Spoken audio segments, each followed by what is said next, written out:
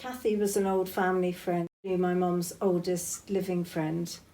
My mum had wanted to see her for years, but somehow it just didn't seem possible. And it was only really when she became quite ill, it was something that I'd wished and regretted not taking her over to Ireland. She's one of my best friends at bad times for me. She used to cheer me up. She was my friend. When she finally made a recovery, I decided I would prioritise taking her and started to look into the possibilities of accessible travel, as my mum is very disabled. When I looked into it, I found actually you could travel to any European country and be provided with level access to the plane on and off. And you're also allowed to take 3 mobility aids for free. So we were able to take a scooter, a walking trolley and a walking frame. And we also took her walking sticks. We didn't have to pay for any of that. We spent the first night in Dublin and then we spent the rest of the holiday in Donegal. We just went on a small plane to Donegal and they had a machine that took her up the steps. That was the thing. It wasn't just the fact there was accessible travel.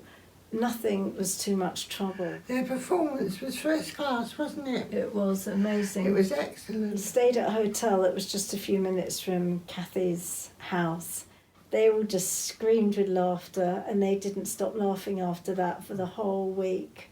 It just got better and better. What I had worried about was health insurance, and I nearly had to call the whole thing off because when I rang round the insurance companies and I had to disclose my mum's medical conditions, they were quoting anything from sort of £1,500 to £2,500. However, I got her a EU card. She was insured regardless of her previous medical conditions, and I could take her. If she needed urgent medical help, it would be provided the same as if she was at home. One of the other things I was very aware of in Ireland was the whole attitude around being disabled I think has come from being in the EU. The EU had paid for this special walk they'd made and the paths were accessible, and so my mum could go on her scooter all right across the moors on this amazing path, and a great big sign saying that was funded by the EU. Obviously I was really worried about taking my mum into a situation that wouldn't be manageable for her. And yet I was very reassured when I rang round all the airlines. They were saying to me, oh, no, we have to do this. It's EU law.